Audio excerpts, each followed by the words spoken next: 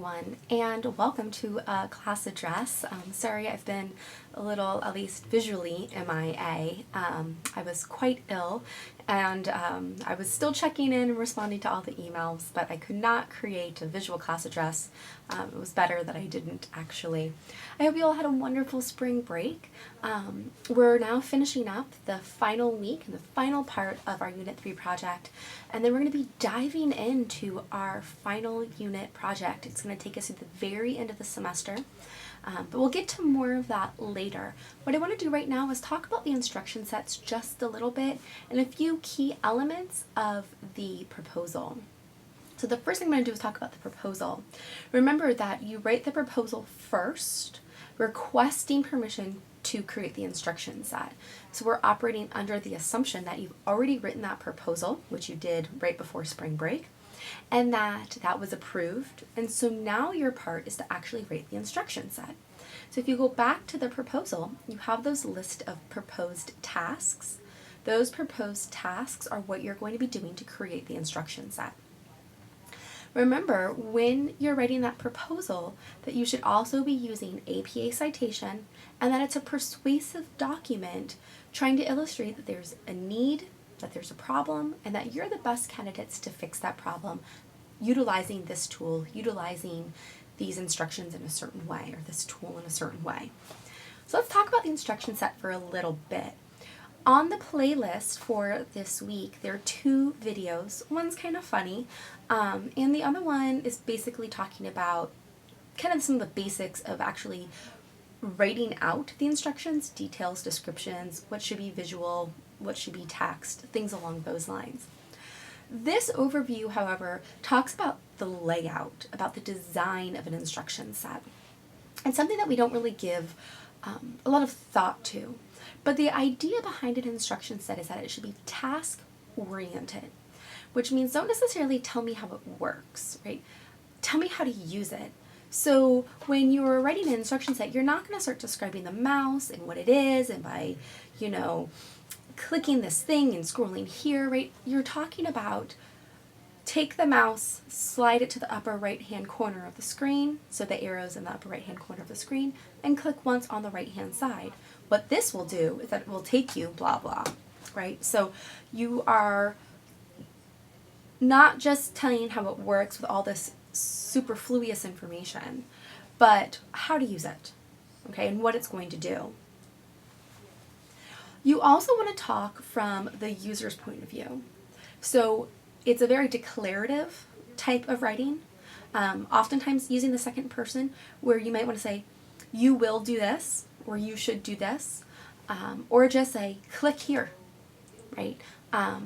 Click this, next you will do this, or next do this, right? The idea, again, is being consistent. So if you're writing from that you, second person, then continue that throughout. You'll also want to use active voice. This is not time for passive voice, right? We're really putting a strong subject in each sentence. And you're giving a reason for an action. Just don't say click this, do this, click this, but you're going to click this, which will take you to this screen. Now, once you're in this screen, you're going to go ahead and click on the drop-down box, scroll down to the third option, and click blah, blah, blah in order to blah, blah, blah. So you're giving the full information, but it's also just enough. So let's look at a couple of examples. So the original here is the systems could not be shut down during the processing. If such a shutdown occurs, the system should be restarted with the recover command. Well, it shouldn't, but now what's going to happen? Am I losing my information? Where's the recover command? What's going on? So if we look at this, we could revise it by saying if you shut down the system during processing, you might lose data. So that's letting me know already what I might be getting into. After that, though, we can use that recover command to restart the system and recover potential lost data. So I kind of have a little safety net built in. It makes sense. Why do I need the recover command? Because it's going to restart the system and recover data, right? If it does shut down, I might lose it. So we're getting a bigger picture here and more information. You want to relate the details to the task at hand when it's appropriate. We're also providing just enough information and necessary information.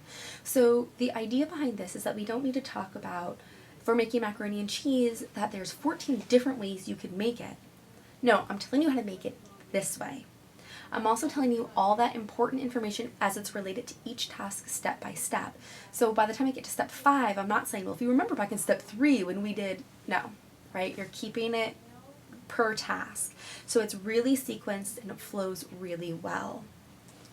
So here's an example of trying to make it task oriented.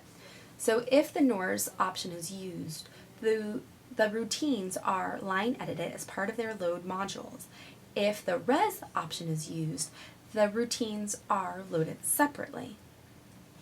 So here we notice it's a little bit longer, but it's much clearer, right? So you use this option for this, or you'll use that option for that. So it starts making it a little more clearer. We're putting that verb and this in the subjects. We're making them strong. We're making them clear. And some of this is a repetition, but I'm saying this because it's important, but you want to explain why you're doing a task. People need to know that information. Some people don't. They just need to click, click, click, click, click. But a lot of people really do need to know why they're doing something. It makes it easier for them to start to understand and process that information.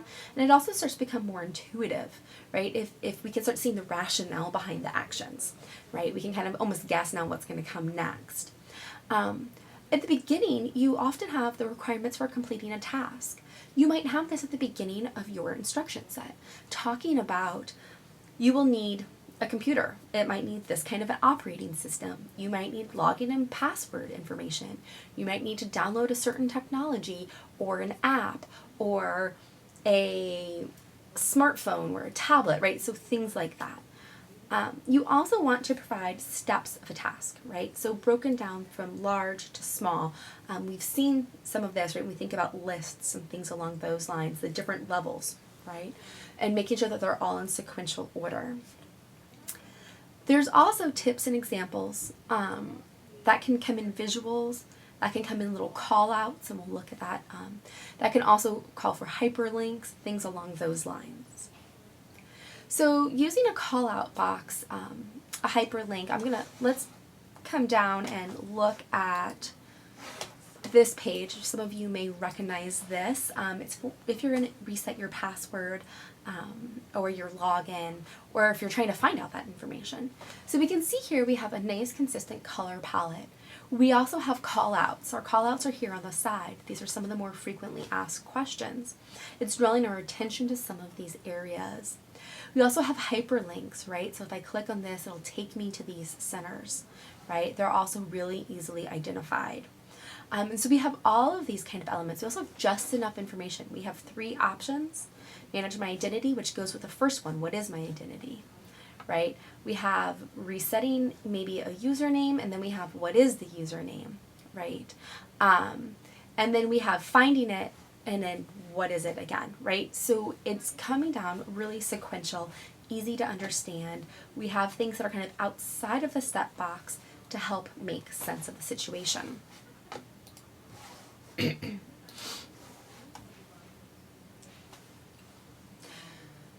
So when we start talking about formatting, we're thinking about things like white space. So line spacing, margin spacing, spacing in between sections and headers, so chunking information. But we also think about, are we using bullets? Are we numbered? If we're using bullets, it's because the order doesn't necessarily matter. If we're using numbers, it's because the order actually matters. The header should be parallel. There should be information under each header. Things might need to be color-coded, right? So all keywords or all function words are maybe in bold, or they're blue, or they're underlined. Information is grouped together, so we have like information that's grouped. And when we do that, we also call chunking. So we have information in chunks to help understand. Some instruction sets are more just 1, 2, 3, 4, 5, and some are a little more paragraph formatted, right? So you'll have maybe step 1 with some paragraphs, some descriptive text, some image, some what's happening here, why you're doing this. So it really depends on what you're doing, depends on how much text you actually have. So here we have an example where we can look at some verbiage, we have some parallel of what's happening. We can start creating the lists, okay? We have some color coding. But here, this is a little more broken down, right? So we can here have, okay, now before we begin, we have to do this. And now to create a test case, do this. Let's go back to that first one. So we have a lot of text at the beginning. We have it broken down into 3 little bits. Not necessarily super scannable, but it works. Here we have something that's really scannable, really easy to kind of break down, and it's broken down to before you begin and then to create. So it helps to start visually kind of understanding what your instruction set will be looking like. So a little more about design and layout. Font should be readable, especially if you have heavy text, especially if this is an online format. If we're caps and bolding, it needs to be consistent for the header tiers or for a key call out. Underlining should be minimalized as it is hard to see on a computer screen. For color schemes, make sure that there's a reason for the color scheme, that it works. You might want to choose green and gold for UAA. But also make sure that it's readable. Light fonts aren't necessarily readable. Think maybe about someone who may be colorblind. Are reds and greens going to be your best suggestions? Or maybe slight variation of greens? Probably not going to be able to distinguish some of that.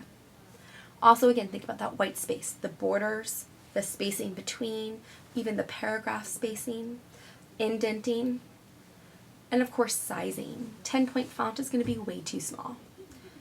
18-point font is going to be way too large, right? So trying to figure out what's the right font for what you're doing.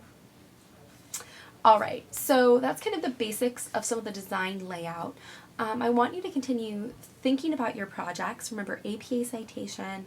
Remember all the things we've been talking about, parallelism, concision, and making a persuasive argument. Now don't forget to go back to that original assignment sheet, which is under Unit 3, Week 1. It's one of the first attachments that's there, to make sure that you're meeting each and every element of both the proposal and the instruction set. There are some specific things that I'm asking for. All right, if you have any questions, don't hesitate to ask. In the meantime, welcome back from spring break. I hope you're rested and ready to dive in and work.